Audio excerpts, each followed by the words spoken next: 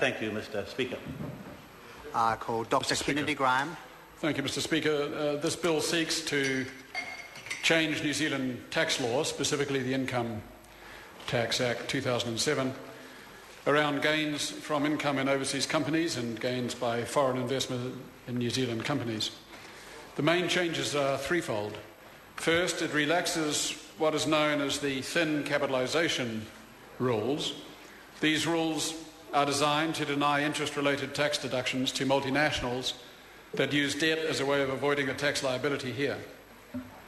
IRD claims that the new laws, adopted as recently as 2009, have created some unfair consequences for resident companies investing abroad.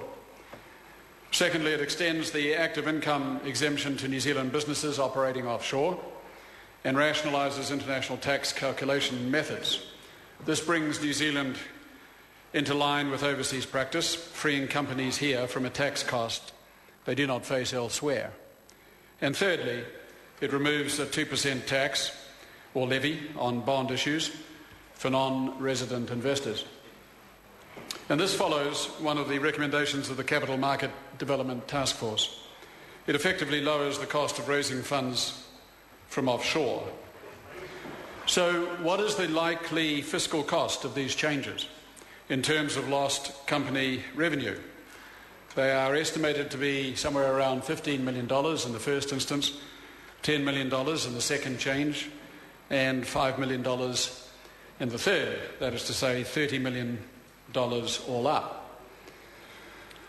This package of company tax totalling $30 million, of course, pales in light of the $1.5 billion of company tax cuts already announced by the John Key government, which Todd McClay spoke of so effusively just a moment ago. You're welcome. And what are the political implications of this bill as well? The provisions of the bill are complex in their detail. Ironically, because as Clayton Cosgrove said just a moment ago, we're all in favour of simplification in our tax laws.